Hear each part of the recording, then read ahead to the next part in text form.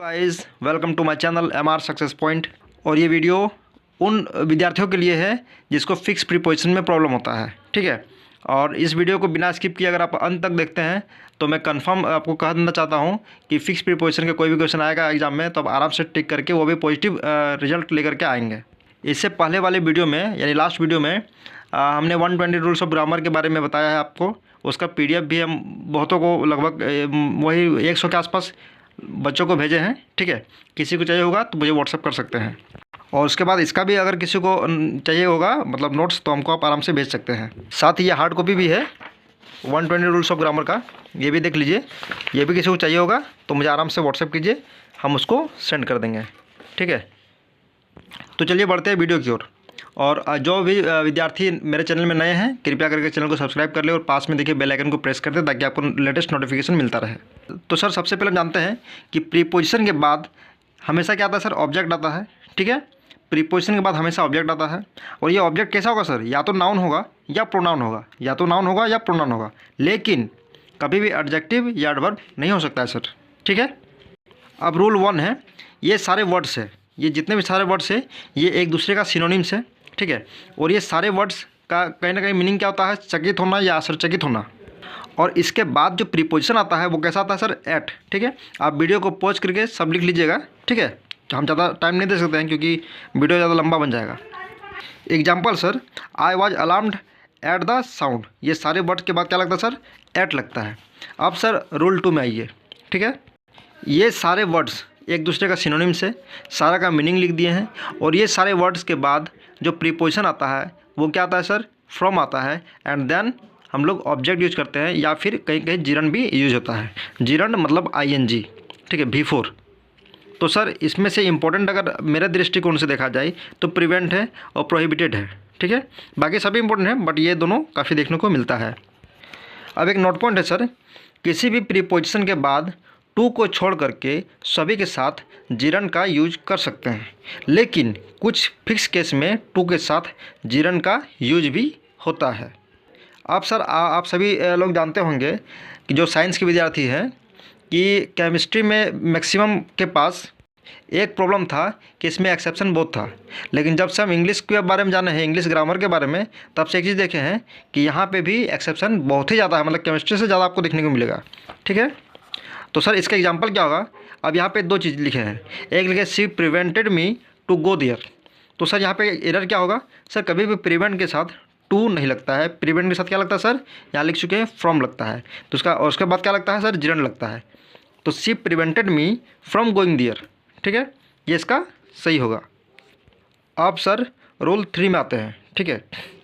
तो ये जितने भी वर्ड है सर, ये जितने भी वर्ड है इसके साथ कोई भी प्रीपोजिशन नहीं लगता है। याद रखने वाली बात है, यूज नो प्रीपोजिशन यहाँ लिख दिए हैं। ये जितने भी वर्ड है सर इसके साथ कभी भी प्रीपोजिशन नहीं लगता है, इसके साथ डायरेक्ट ऑब्जेक्ट आ जाएगा, ठीक है।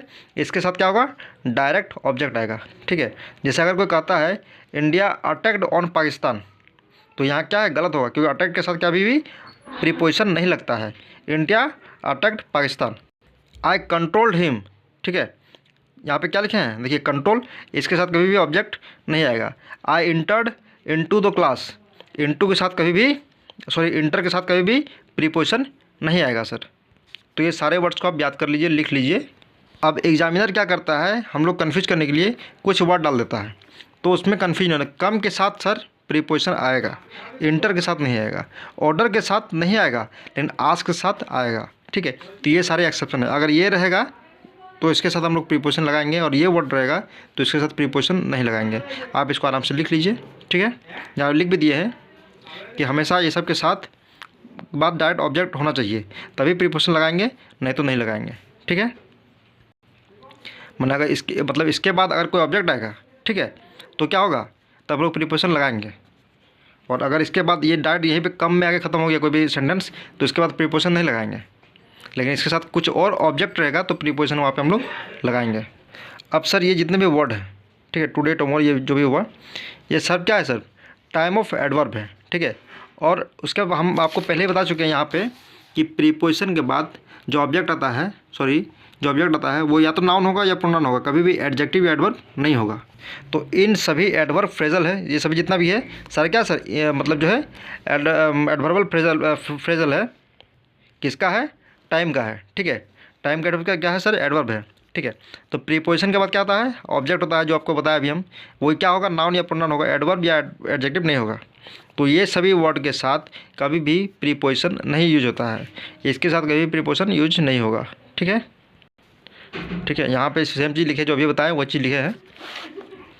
अब सर फिफ्थ टर्म, इसमें क्या है सर, ये जितने भी ये अलग अलग चीज़ है, ठीक है, इसको आपको समझाएंगे, नहीं समझाएंगे तो फिर समझ नहीं पाएंगे आप लोग। कंप्लेन है, इसके साथ कंडीशन के हिसाब से जो है प्रीपोजिशन लगता है, ठीक है। जैसे कंप्लेन के साथ कभी टू लगेगा, कभी अगेंस्ट लगेगा, कभी अबाउट या ऑफ लगेगा। जैसे समझिए सर ये आप है, ठीक है, ये आप है और ये आपका बॉस है या मालिक है या जहाँ पे आप जॉब करते वो है, और ये कोई भी थर्ड पर्सन है जिसके बारे में आप कंप्लेन करना चाहेंगे, ठीक है। तो आप जब इसके बारे में कंप्लेन करेंगे तो क्या होगा, अगेंस्ट होगा, ठीक है। और आपका जो भी मैटर होगा वो कंप्लेन उसके साथ क्या लगेगा, अबाउट लगेगा या ऑफ लगेगा। और जिससे करेंगे उसके साथ क्या लगाएंगे सर, टू लगाएंगे। जैसे ही कंप्लेंड टू द मैनेजर, ठीक है। अब सर ये समझ में आ गया। अब he complained to the manager against Manoj, ठीक है। अब he complained to the manager against Manoj, किसके लिए, अबाउट हिज बैड बिहेवियर, उसके गलत व्यवहार के लिए कंप्लेन किया गया है, किसके पास, बॉस के पास, किसके अगेंस्ट, मनोज के अगेंस्ट। यहाँ तक क्लियर सर। अब 6 क्वेश्चन में आते हैं, पॉइंट पे आते हैं, सॉरी। ये सारे जो वर्ड हैं इसके साथ हमेशा ऑफ लगेगा, फिर ऑब्जेक्टिव आएगा। ये सारे वर्ड्स के साथ जो प्रीपोजिशन आता है वो कैसा आता है, फिक्स प्रीपोजिशन क्या आता है, ऑफ आता है, फिर ऑब्जेक्टिव आता है, ठीक है। सारा के मीनिंग लिख दिए हैं। अब कुछ वर्ड हैं जैसे राइट हो गया, डिस्पोज हो गया, सर्च हो गया, ये सब के साथ जो फिक्स प्रीपोजिशन है ये सारा हम लिख दिए हैं, ठीक है। ये सारा लिख दिए हैं, आप सिर्फ पढ़ेंगे तो आपको समझ में आ जाएगा, एक बार आराम से रीडिंग कर सकते हैं, ठीक है। प्रिवेल होना, ठीक है, जैसे प्रिवेल है इसके साथ ऑन भी लगता है, ओवर भी लगता है। किसी के इमोशन के मतलब काबू पा रहे हैं तो उसके साथ ओवर लगाएंगे। किसी आदमी पे मतलब कि काबू करना है तो उसके साथ क्या लगेगा सर, मतलब जो है ऑन लगेगा। Prevail on a man, prevail over emotions, ठीक है। जैसे पार्टेक, इसका मतलब क्या होता है, हिस्सा लेना होता है। जब कोई गेम में हिस्सा लेंगे तो इन लगाएंगे, या किसी चीज़ में हिस्सा लेंगे तो क्या लगाएंगे सर, ऑफ लगाएंगे। उस तरह प्रिवेल किसी आदमी पे काबू पाना है तो ऑन, किसी के इमोशंस में काबू पाना है तो क्या होगा, ओवर होगा, ठीक है। ये सारा वर्ड लिख लीजिए, ये वर्ड्स के साथ हमेशा यही प्रीपोजिशन आएगा, इसको रट लीजिए आप। अब इसे अप्लाई हो गया, अप्लाई के साथ टू भी प्रीपोजिशन आएगा, फॉर भी आएगा। टू कब आएगा, जब किसी पर्सन से मिलने के लिए अप्लाई करेंगे, ठीक है, या फिर किसी पोस्ट के लिए अप्लाई करेंगे तो फॉर लगेगा, ठीक है। जैसे अप्लाई टू द क्लर्क और अप्लाई फॉर द पोस्ट, ये सब उसका रूल्स है, इसको याद कर लीजिए। गजनी से हाथ में लिख लीजिए, हाथ पैर जहाँ पे होगा। अब सर रिक्वेस्ट ऑर्डर एडवाइस, ये सब के साथ कभी भी कोई भी प्रीपोजिशन यूज नहीं होता है। आई रिक्वेस्टेड टू हिम, ये रॉन्ग है क्योंकि रिक्वेस्ट के बाद कभी भी प्रीपोजिशन नहीं आएगा। क्या होगा, आई रिक्वेस्टेड हिम। अब सर इन्वाइटेड है, इन्वाइटेड का भी एक्सेप्शन है। इन्वाइटेड के बाद टू भी लगता है, और जब भी इन्वाइटेड के बाद कोई भी जगह या प्लेस का नाम हो तो लगेगा, लेकिन कोई पर्सन का नाम हो तो टू नहीं लगेगा। जैसे I invited to Shivani to the party, तो यहाँ पे टू नहीं लगेगा, ठीक है। अब सर ये कुछ वर्ड्स हैं जिसके साथ फिक्स प्रीपोजिशन आता है, वो आप लिख लीजिए, वीडियो को स्टॉप करके, पॉज करके। आपको पता है कि टू के साथ जब भी वन आता है तो उसको क्या बोलते हैं, इन्फिनिट बोलते हैं।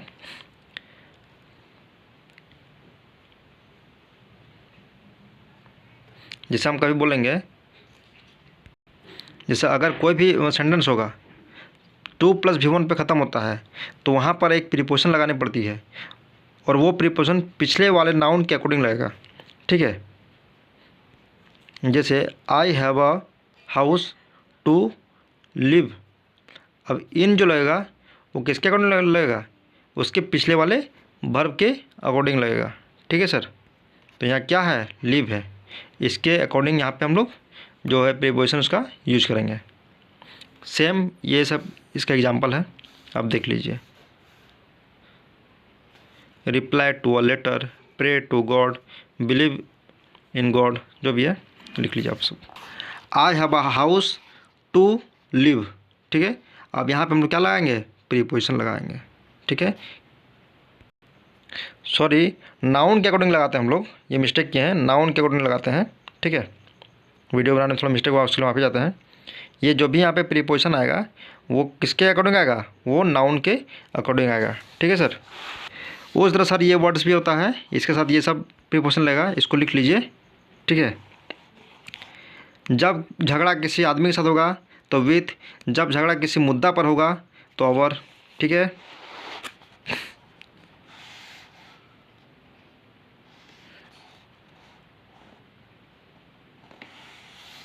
ये सर आप लिख लीजिए इसको। जिसको पीडीएफ चाहिए होगा मेरा अबाउट सेक्शन में, सॉरी अबाउट में मत कीजिएगा, उसमें वो व्हाट्सएप चल नहीं रहा अभी। डिस्क्रिप्शन में नंबर मिल जाएगा मेरा व्हाट्सएप नंबर, आप वहाँ से पीडीएफ मांग सकते हैं। अब सर इसे डायरेक्ट हम बता रहे हैं कौन सा प्रीपोजिशन के बाद, सॉरी वर्ड के बाद प्रीपोजिशन क्या आएगा, तो बार बार हम एक चीज़ नहीं बताएंगे। ठीक है। आप वीडियो को पॉज कीजिए, आराम से लिख लीजिए, आराम से इसको लिख लीजिए आप। जब अराइव, जब आप कोई छोटा जगह में पहुँचेंगे तो एट लगाएंगे, कोई बड़ा जगह में पहुँचेंगे तो इन लगाएंगे। ठीक है। आप इसको लिखते जाइए। एट द टाइम मतलब उसी समय, ऑन टाइम समय पर, इन टाइम समय से।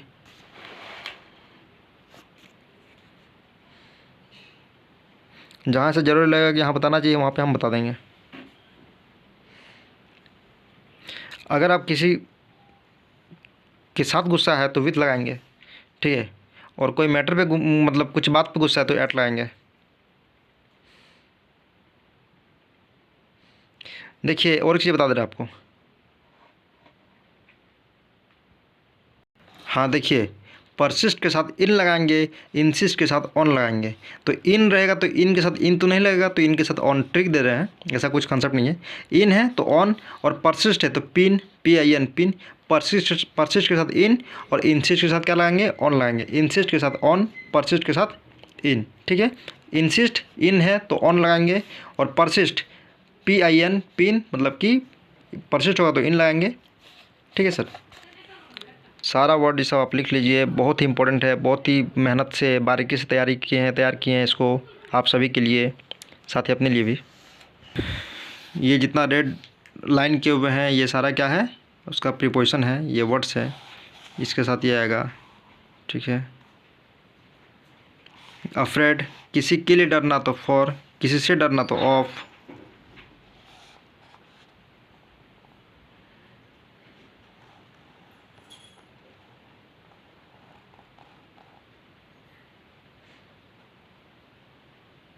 सारा कुछ लिख दिए हैं, आपको समझने में कहीं दिक्कत नहीं होगा, और दिक्कत होगा तो हमको आप व्हाट्सएप कीजिए या फिर कमेंट बॉक्स में कीजिए कि ये लाइन हमको समझ नहीं आया, तो समझा देंगे आपको। अब सर क्या होगा, कन्फ्यूजेबल फिक्स प्रीपोजिशन। ठीक है। अब सर वर्ड के साथ बाय भी लगता है, फोर भी लगता है। फोर कब लगेगा, जैसे 1 1 1 1 ऐसा सीरीज में आएगा तब। बाय कब लगेगा, जब डिफरेंट है 1 2 3 वैसा रहेगा तब हम लोग क्या लगाएंगे, बाय लगाएंगे। ठीक है। सारा आप सब देख लीजिए। जिसको भी PDF चाहिए होगा मुझे व्हाट्सअप कीजिए। जिसे पेड़ के नीचे तो अंडर द ट्री, पेड़ के छाँव के नीचे तो in the shade of tree. ठीक है। ये कुछ कन्फ्यूज करता है। ठीक है। ये काटे हैं मतलब हमेशा कम ऑफ आता है, लेकिन कम ऑफ नहीं होगा, कम OFF होता है। प्लीज्ड फ्रॉम, सब लोग मतलब फ्रॉम हो सकता है लेकिन विथ होता है।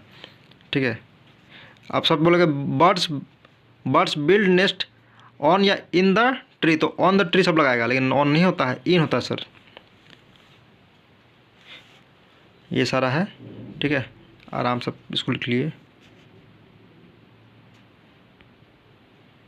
ऑन द ब्रांच हो सकता है, ऑन द ट्री कभी नहीं हो सकता है।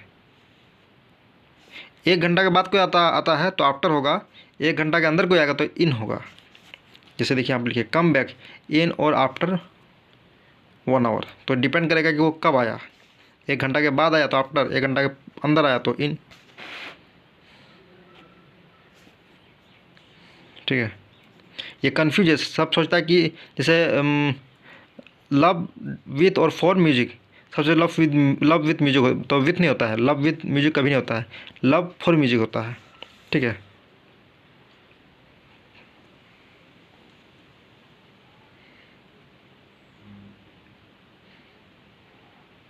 यहाँ तक लिख लीजिए आप लोग।